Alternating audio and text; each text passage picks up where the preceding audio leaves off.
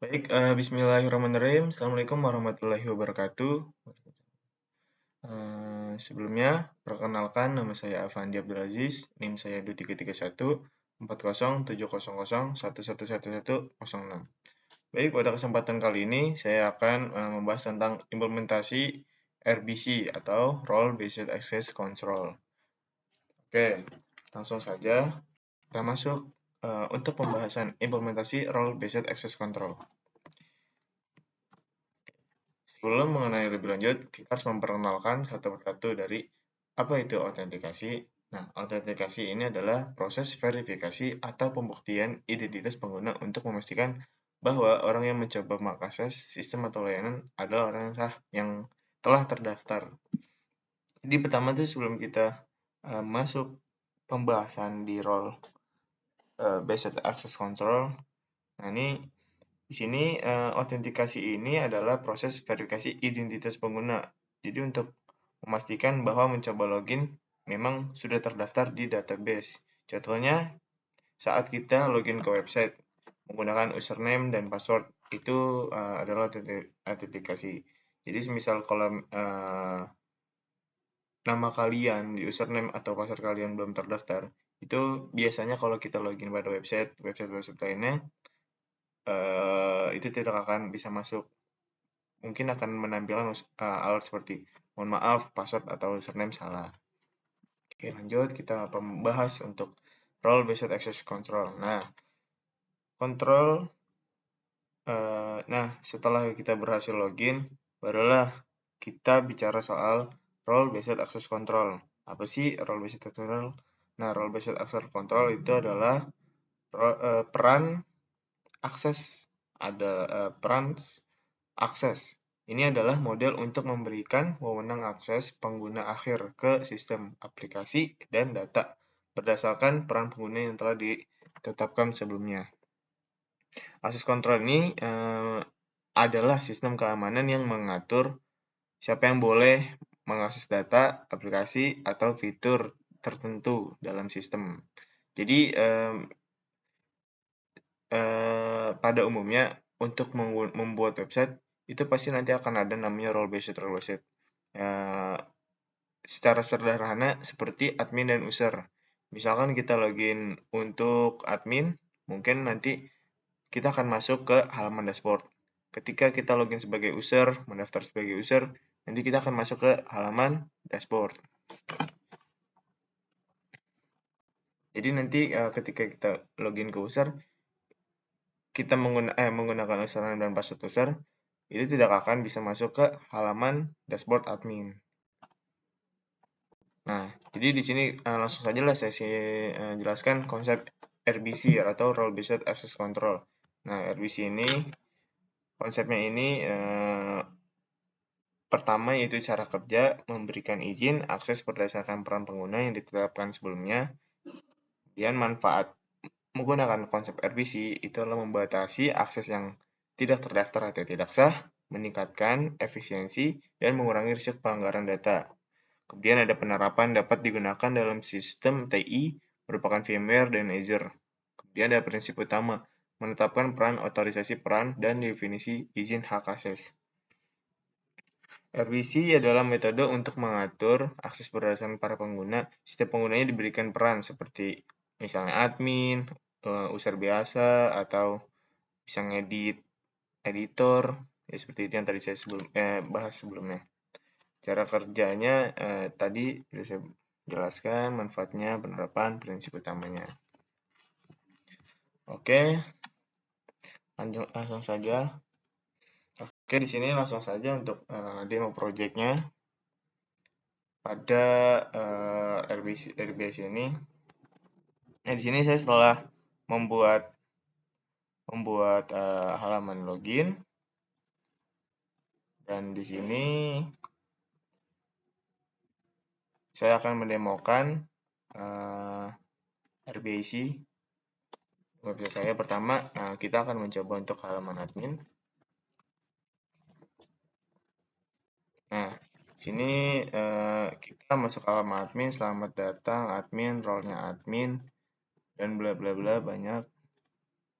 Oh ya, di sini saya juga di sini Untuk halaman dashboard, saya menggunakan SB Admin dari Bootstrap. Dapat aja. Dan di sini saya akan menemukan user untuk halaman user. Nah, selamat datang. Nah, jadi dashboardnya sedikit berbeda dengan tadi admin ya. Admin lebih banyak, lebih banyak. Oke. Kita logout terlebih dahulu. Nah, langsung kita bahas bagian codingannya. Ini siapa saya? Oke. Jadi untuk dalam codingan ini, di sini halaman login yang tadi saya jelaskan, saya menggunakan Bootstrap. Kemudian untuk database, di sini saya menyambungkan ke database RBAC. Sebentar. Ini untuk ada admin dan user yang tadi saya sudah demo kan. Kemudian kita masuk ke halaman login. Nah, di sini penjelasannya. Di sini saya menggunakan session agar tadi membatasi antara user dan admin. Oke. Pertama, oh ya bentar, kita bahas yang dari indeksnya terlebih dahulu. Tadi login mana lagi? Nah, di sini saya menggunakan form metode post. Post itu untuk mengirim ke login.php. Kita masuk ke halaman login, dan di sini ketika kita udah post dari halaman login, itu akan mengirimkan ke halaman sini. Untuk username post, username dan password post dan password. Di sini juga udah menggunakan MD5 agar terenkripsi. Jadi agar untuk password diacak gitu. Oke, sini kita ambil dari database, kemudian kita lihat dari tabel user, tabel user, kolom username dan password kan. Oke, kemudian langsung jika user itu admin, maka sebentar, di sini dulu kita bahas jika di sini jika sessionnya di sini akan mengecek username dan password dan dicek dulu role-nya apa. Kemudian di sini kita jika role-nya admin dan di sini dicek di sini namanya di verif lah. Jika yang tadi itu loginnya sebagai role admin, maka dia akan masuk ke dashboardnya admin. Dan jika dia tidak bukannya role admin, dia daftarnya sebagai role yang user, maka akan dashboardnya masuk user. Dan jika lagi dia tidak terdaftar, dua-duanya mau admin maupun user, maka login akan gagal, username atau password salah. Oke, kita coba yang untuk 3 ini. Oke. Sebentar. Nah, user 1.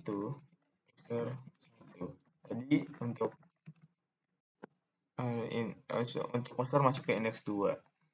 Nah, termasuk ke indeks 2, kemudian admin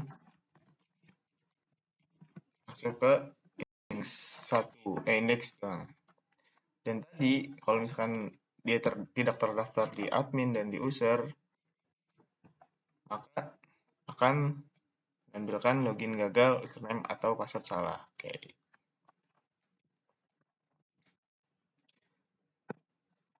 Oke, di sini saya akan bahas lagi tentang out. Nah, out ini sebentar. Sini akan menampilkan check role. Check role. Jadi kalau misal kita login dulu di sini. Jadi kalau misal kita login di halaman admin, di halaman user, login, dan di sini kita ada cek role dan kita buka halaman dashboard. Kita buka dulu untuk indeks. Nah, jika pada halaman ini dia bukan admin, maka akses akan ditolak. Jadi semisal user ingin masuk ke dashboardnya admin, itu akan ditolak karena di sini kita sudah menggunakan function check role untuk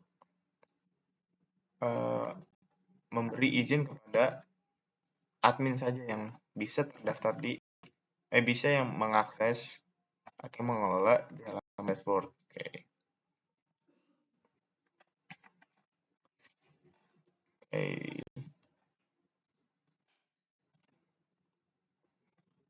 Oke, mungkin untuk penjelasan dari saya, itu cara bermitigasinya.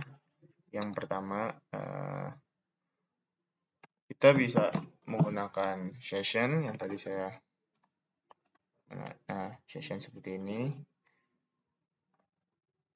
agar bisa membatasi terus memberi akses dengan sesuai yang kita inginkan. Misalkan untuk user dia akan mengakses user, untuk admin dia akan bisa mengakses cangkupnya lebih besar daripada user.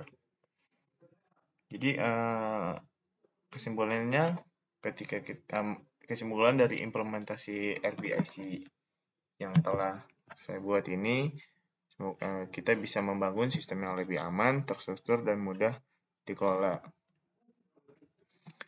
Jadi beberapa tadi fitur yang telah saya terapkan itu sangat penting dengan membuat website.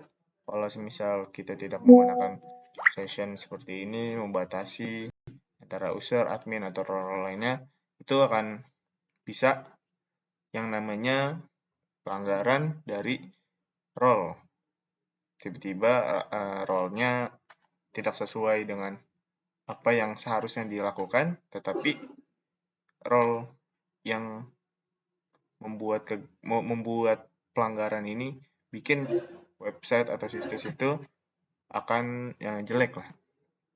Jadi di sini kita menggunakan namanya session, ya seperti bisa menggunakan lainnya, tapi di sini saya mengimplementasikan session agar bisa membatasi dari admin, user, atau role lainnya. Jadi di sini juga akan mengurangi risiko kebocoran data. Jadi RBIC juga banyak digunakan di sistem-sistem besar seperti di perusahaan layanan cloud seperti VMware, Microsoft Azure tadi saya sebutkan.